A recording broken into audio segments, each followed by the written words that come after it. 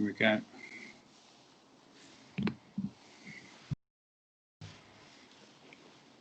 All right, looks like it's all buffered out. Right, okay. Ready? Ready. Sweet. Hey guys, and welcome to the Lunge Lift podcast. Today, Ash and myself are talking about CrossFit and is it any good for sport-specific activities? No, fuck, I'm going to restart that one. So, because it's not sport-specific activities. Yeah. Hey guys, and welcome to the Lunge Lift podcast. Today, Ash and myself are discussing CrossFit and its carryover into sport. So, Ash, I thought this would be quite an interesting topic because there's a lot of people that I would say CrossFit is great because it's functional. It's, it does basically prepares you for everything so that you're good at everything. So surely that means doing something like CrossFit would be great for any particular sport that you do. So you'd be prepared to do that sport at the drop of a hat. Is that not right? Maybe not. I think we need to get a little bit more specific around definitions, and ready to play any sport at the drop of a hat gives me some anxiety to commit to agreeing with you. I think CrossFit, if we return to sort of the principles of why CrossFit is like it is, it's striving to create a state of general physical preparedness. So you're generally prepared to do most physical tasks that you might ask your body to do on a day-to-day basis. So it's centered around fundamental movement patterns like the squat, hinge, push, pull, and in general we're training our body to work as one unit, big compound multi-joint movements, which I really like. Whether that carries over to the demands on your body of all sports is a different question. I think there are a lot of wonderful sports out there that ask your body to do strange things and then unusual things. And one of the things I think about training is specificity is king. So if you know what you're trying to condition your body for, you should be conditioning your body in that way rather than randomly selecting a workout or set of movements from the library without much thought, which I think is the highest crime of programming if you have an athlete that you're trying to develop in a certain way.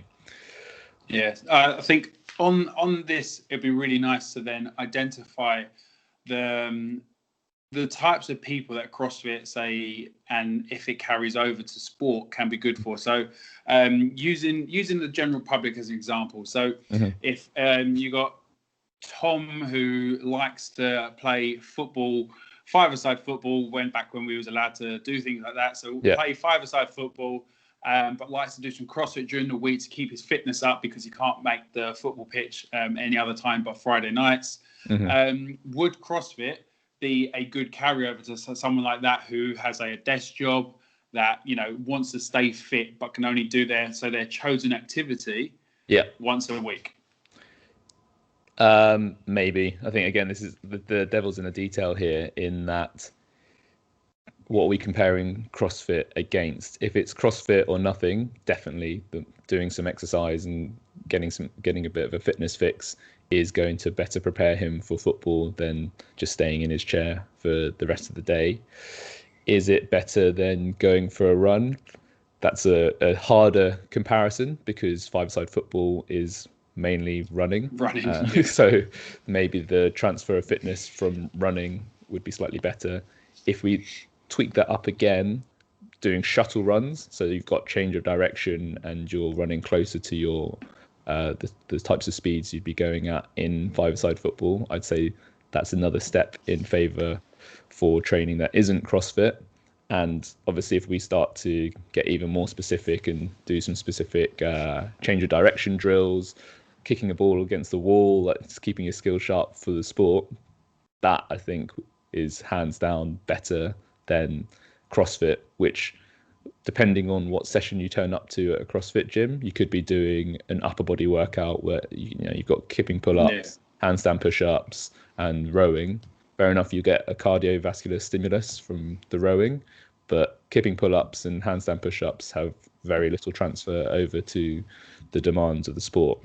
I think one thing that needs to be considered is why you're doing CrossFit in the first place. If it's for fun and for community, then our Tom in this example can, like, you know, not every bit of training he needs to do needs to be 100% optimized for his casual game of five-a-side football, unless that's his main goal and all he wants to do is be as good at football as he possibly can.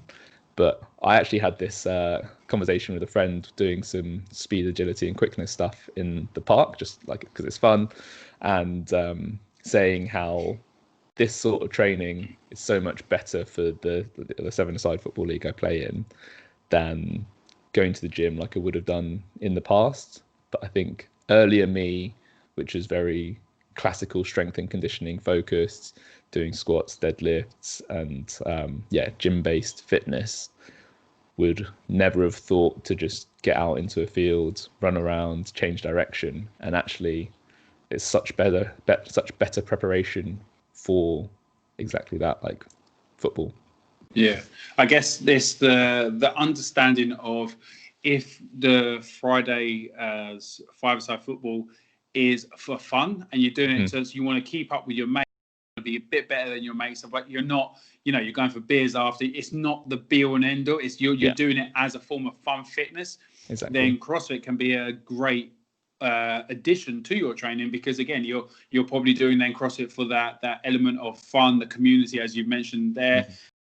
For the overall fitness improvements, they will be beneficial. They may help when it comes to the five-a-side pitch, but you could probably realize that if you do want to get better at that specific thing, and in this case it's Tom at five-a-side football, then you'd probably want to be a little bit more specific. And this is kind of where I wanted to take today's conversation, and that's, there's a lot we've mentioned in previous episodes and stuff like that, where there's things coming out like golf wads. What I remember you mentioning to me, that one always sticks in my head, that and it's just like doing CrossFit to improve your golf, and it's like all these sort of things. And it's where there's such an interest, say, in CrossFit and its methodology of, you know, overall fitness, and it's a great way to train, and you know you get some great stimulus from that through like muscle gain, through improved cardiovascular fitness and stuff like that. Is in, it can be very easy to think that is the answer to everything. And I think where CrossFit over the past 10 odd years has kind of really come into the forefront of fitness, I think that sport specific training is very easy to be overlooked, and it's now like, right, let's just be good at fitness, whatever that is, and then that's going to make me good at whatever I need to do. And you know, because I do pride myself on being good at fitness, is in that. So you know, I can, at the drop of a hat, do a handstand walk, I can do a muscle up, I can lift a heavy weight, I can cycle, I can run, I can do these things.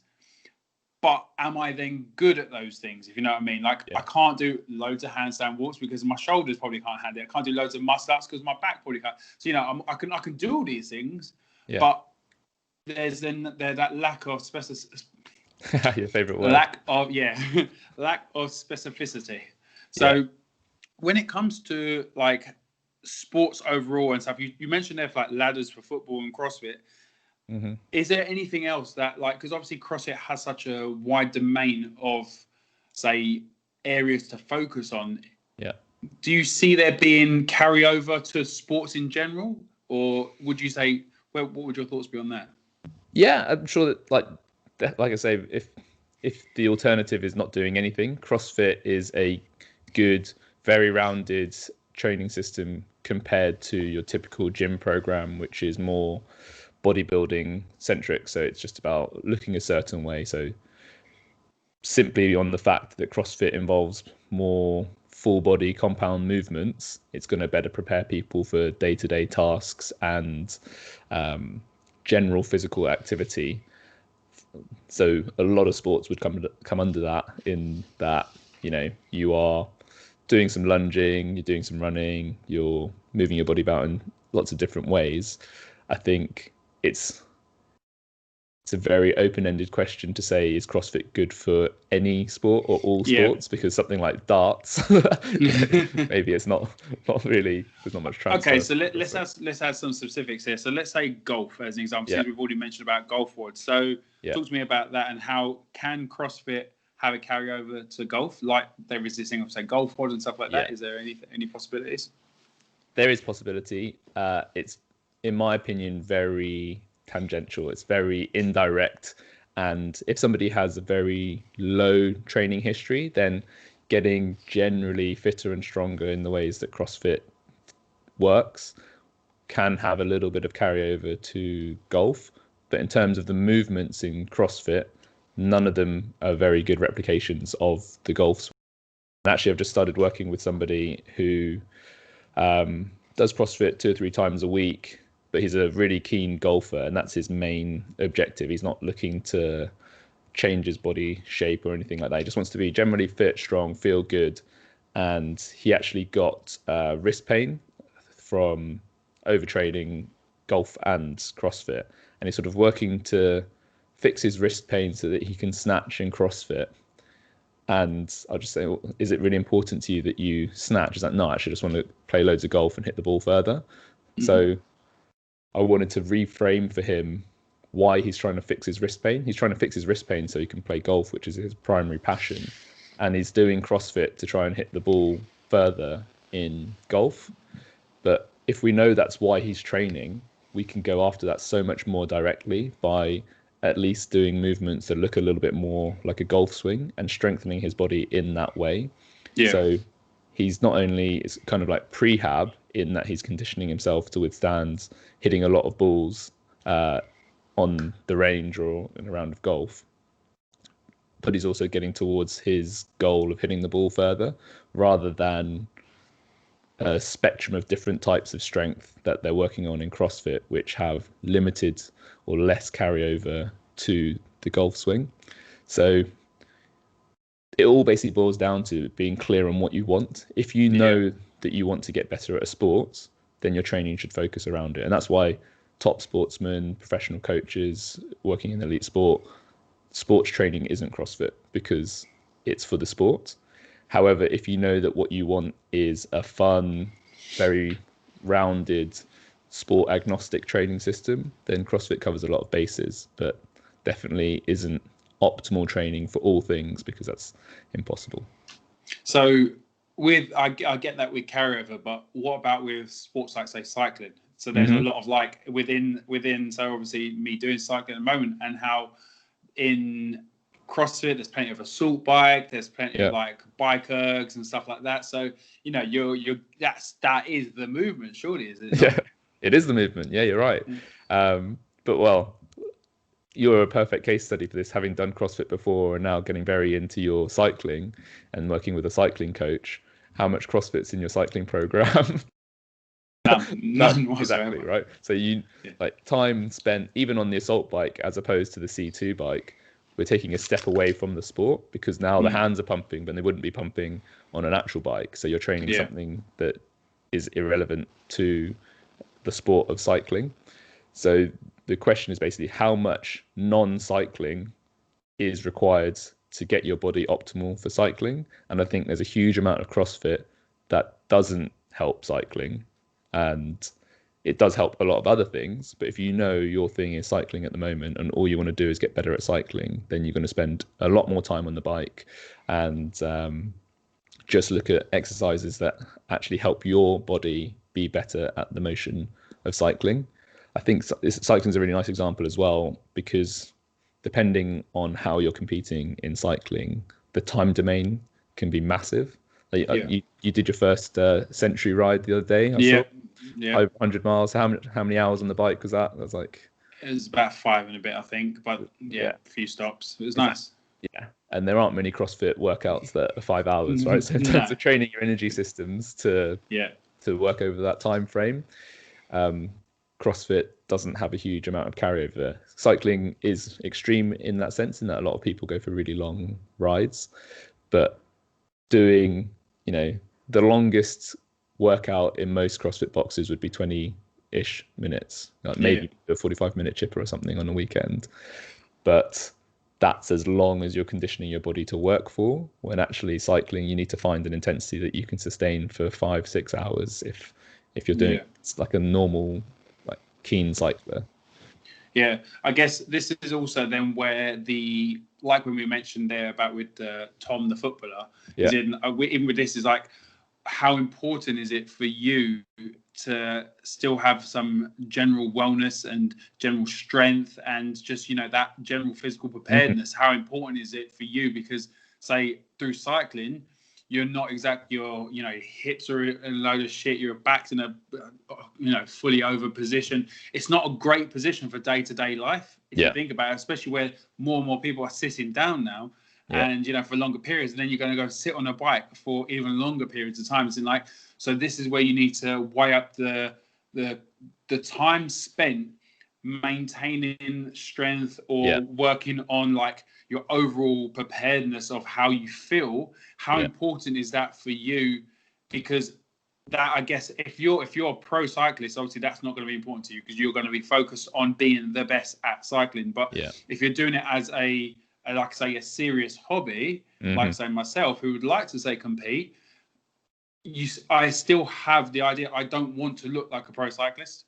So I don't want to have those hunched over shoulders. I don't want to have that kyphotic look. I want to look like someone that lifts with big legs still. So what I mean? So that's a big thing. And it's like whatever sport we touch on here all kind of boils down to that thing of how serious do you want to take that sport? Because that determines how much, say, CrossFit or any other training that you like to do for fun can take away from your specific sport training time.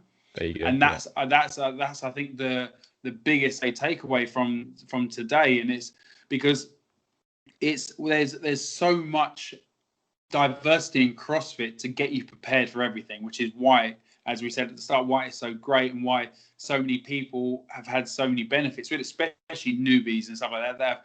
They've just learned all these things. Their body's like, fuck, I'm like Superman or Superwoman. They're suddenly getting so strong, all these different things that they probably have great carryover to these sports that they might play five-a-side for fun or this and that. But then when you want to say, okay, cool, I now want to get better at X, just like in CrossFit, where you say, right, I actually want to get better at weightlifting.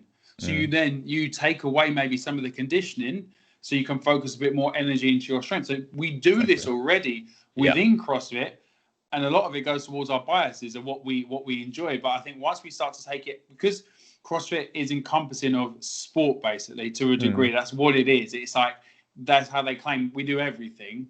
So it's a way to kind of give you an opportunity to be exposed to these things and see what you enjoy. I think to go back to what you were saying about yourself earlier, you illustrate that perfectly about what you want. So you want to cycle, but that it only plays this role in your training life. It's not the be all and end all. You don't like cycling so much that you want to end up looking like a professional cyclist. You know that you do want to look like you lift. So that's a really useful piece of information and makes program design easier, because sure, we want your cycling performance to be going up, but not at the expense of your day-to-day posture and not at the expense of your body composition. So that means you need to have enough training allocated to maintaining your physique as well as on the bike. Whereas for the professional cyclist, he doesn't want to look like he lifts.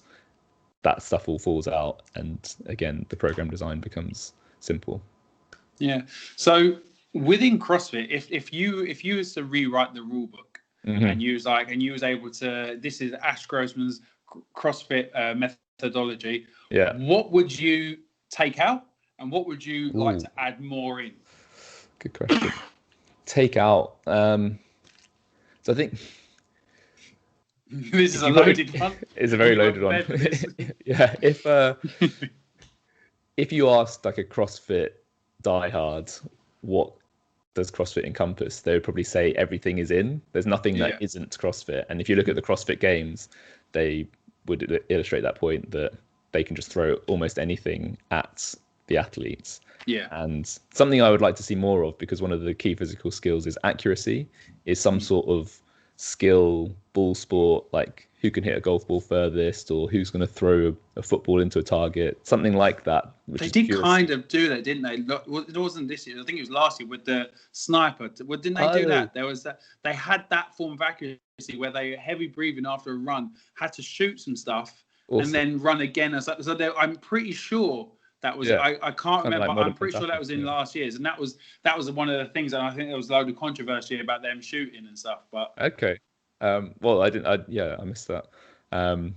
So I think, there's probably not huge amounts you could take out. I think for a lot of people, kipping's unnecessary and handstand push-ups are unnecessary. You're always making a risk rewards evaluation on an exercise for somebody, and for what they give, I don't know if the risk outweighs the reward. I think we did an episode with Franco ages ago on kipping, going into a bit of a deeper dive on that. So just in terms of where you're allocating your training time, they're probably the worst bang for buck, in my opinion. In terms of what I would add in or put a bigger emphasis on, obviously I'm going to say triplanar movement. I think CrossFit and gym-based exercise in general is so focused around the sagittal plane, lifting weights up and down, moving forwards and backwards.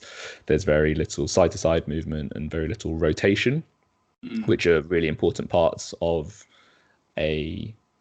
just movement in general. We're always moving in all three planes. We don't live life just forward, back, up and down. We turn, even if we're just walking and turning. And especially for sport, there's a lot of triplanar movement.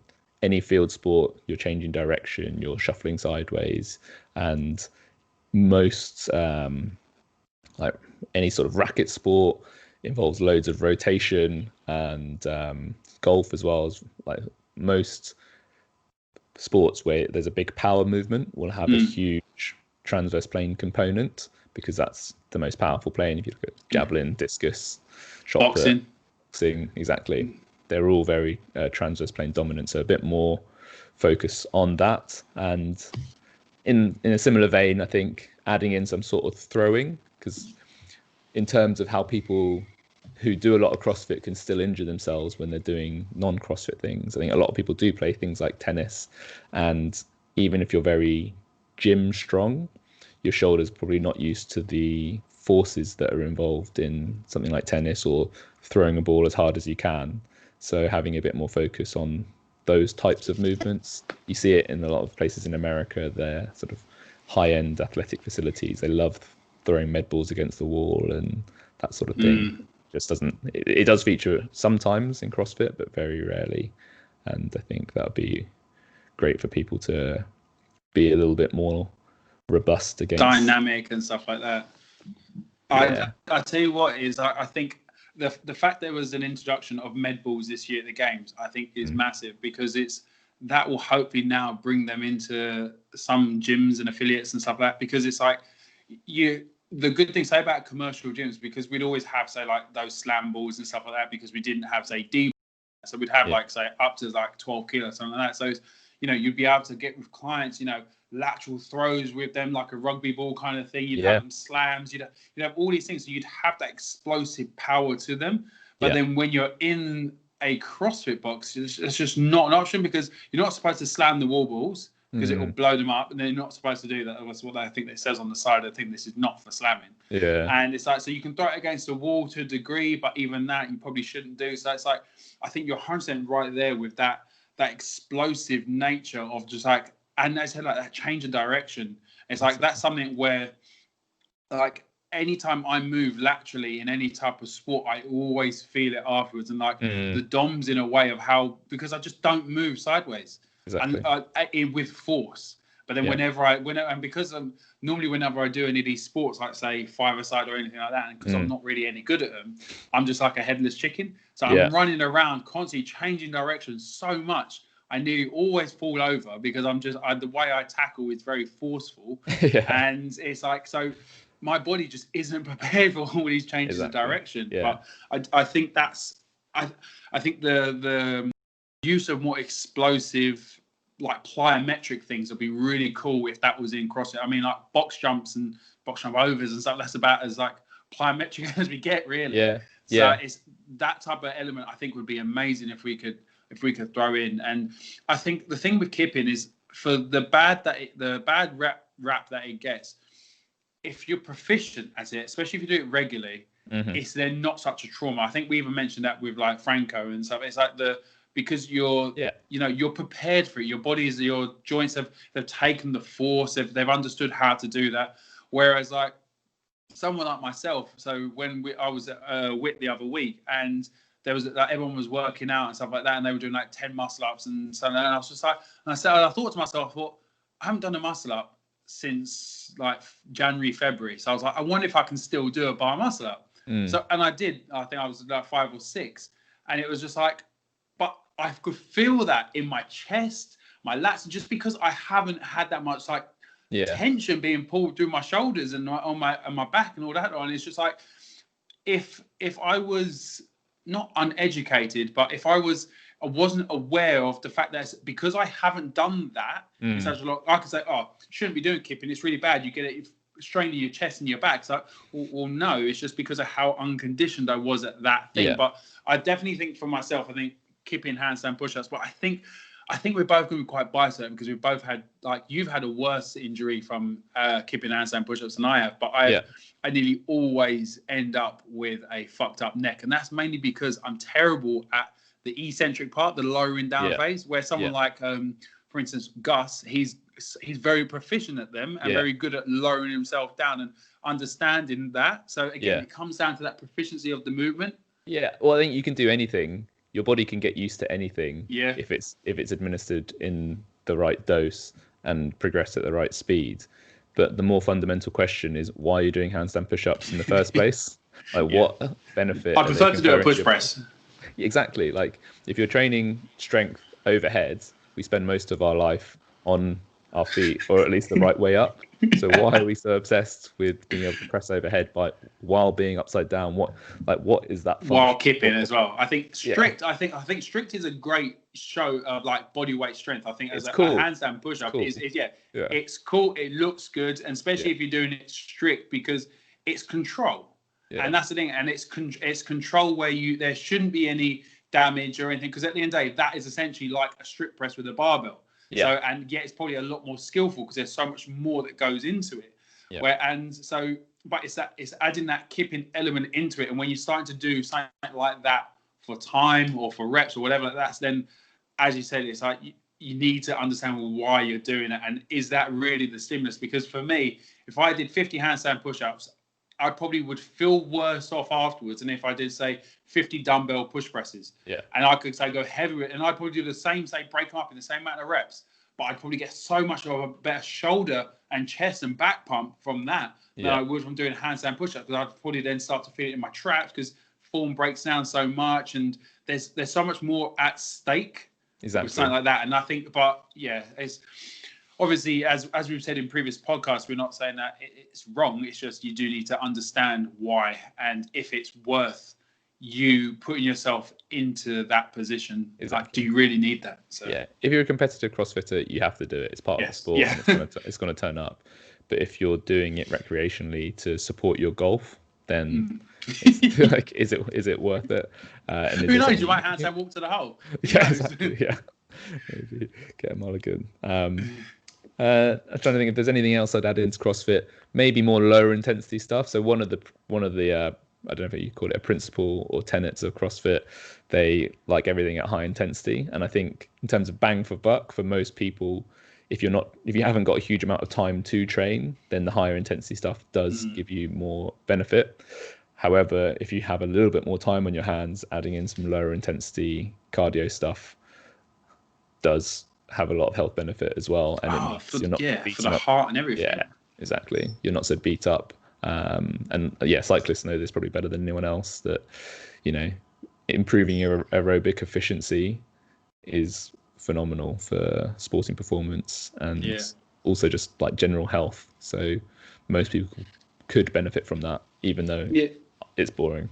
Yeah, massively. And but it's like but again, it's how you view it. It's like we touched on this last week with Tom, and it's how using like walking and stuff like that, active meditation and like that side of thing. But also, like, for me, if I do any, like, so I've got a 3.5 hour cycle on Sunday to do, which is supposed to be all at zone 2. So that's exactly that, right? So on what my heart rate needs to be around, say, 130 to 140. And I tried that a little bit. So to get to where I was working out yesterday, I had to cycle somewhere. It's a little bit further than I thought, but it was like a perfect straight road that I could do for like 20 minutes at a threshold pace. But I tried to get there at like around a 140 heart rate or less. It's so hard. And so, but this is then the skill. And I noticed you've been doing a bit of your running as well. And it's like, it's a skill in itself to not work hard. It is, but to still work. And that's, for me, it's a game, because it's like, so I've got my bike computer on the front, so I see my heart rate on there, or I have my Garmin watching, it tells what the zone I'm in. And it's like, it's so bloody hard to work really minimally. And it's like, because for me, like, for instance, I've got to say, if there's a hill up ahead of me and I need to keep my heart rate low, I have to find the lowest gear and the speed that's not going to jack up my heart rate. And it's, so even though it's boring, it's bloody skillful. And that's also the stuff I say, that's what it's adding the miles into the legs at a low intensity, whatever, or whatever. It's, you know, giving yourself the opportunity of honing the skill as well, of getting that. There's so, and the health benefits, obviously, of doing low steady state cardio. Immediately, I'm going to have to probably start my cycle at like 6 a.m. because I can't take up my day doing a bloody cycle. But it's so, have you found it with running?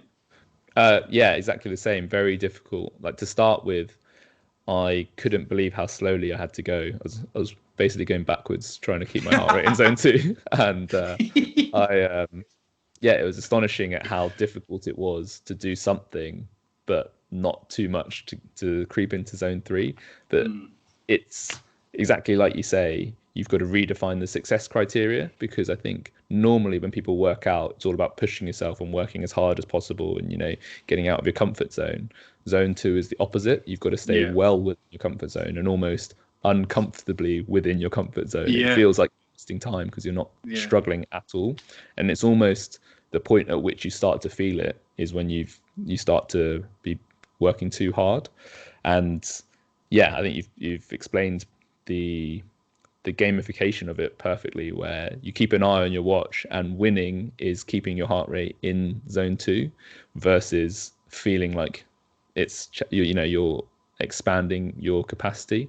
One of my mates who's really into cycling actually says the challenge with most cycling training is working hard enough in the hard sessions and working easy enough in the easy sessions. It's difficult to take it that easy. Like, one of the things I've done actually is when I cycle to the park to train is exactly what you're doing, where you keep an eye on your heart rate and just try to find that speed where you stay in zone 2 but don't get above it, and you sort of just accumulate zone 2 volume in travel rather than in a training session. And I think carrying this over to anyone that's, you know, doing any type of sport, this can even be like a power walk or anything like that. This is it's, in a way, it's trying not to class it as fitness per se, because as soon as you add that fitness tagline, then fuck, I need to work hard. And it's just, as you say, it's that innate feeling of like, I need to be doing more. Exactly. And it's just like, this is my only thing. It's like, I'm only reason why I'm going to do it outside is because I'm going to really struggle. Because I can do it on a trainer, sit on there and just watch something and just, but that's, for me, that's not the carryover. Yes, okay, I'm spinning the legs over and heart rate's at zone 2, but where's the skill transference there? And for me, that's also what I'm looking at trying to build. Can I recover? Can I do this? Like, you know, what is that? And that's, you know, but I think this loops right back to the start. It's in understanding what you want and understanding what you want to improve upon. And it's like me going for, say, a zone 2 walk or jog may be good, but is that going to help me, say, with the cycling? No. Is it going to help me with life? Yes, it probably will, because it'll improve my health. So again, it's understanding that carryover and what do you need to focus on to get the most out of it, and, you know, take the time. So, because it takes time. So but it's beautiful, mate. Beautiful. So CrossFit, guys, it's good for you. We promise. So just make sure. I know we've spoken about it a bit today. Is not necessarily been good for sport per se, but for the day-to-day general physical preparedness, it's absolutely amazing. It exposes you to all sorts. But if you do want to get specifically better at any sport, whatever that may be, maybe take a look at the demands of that sport and say, is CrossFit or is what I'm currently doing making me better at that sport if I want to get better at it? So that's just it. It's not saying CrossFit is wrong or CrossFit is bad. It's just take a step back and look at what you're currently doing and ask yourself, is this making me better? If it is, sweet, keep doing what you're doing because you'll know it's working. If it's not, talk to Ash or myself and we'll be able to give you some good words of wisdom to help you out there. But really hope you enjoyed today's random waffle all about CrossFit. We loved it. Yeah. As always, guys, you're listening to this on whatever podcast platform you are. So please keep sharing the episodes and, helping us grow there. You can find us on YouTube as always. But apart from that, thanks for your time. We really appreciate it. And we will see you next week. Cheers, guys.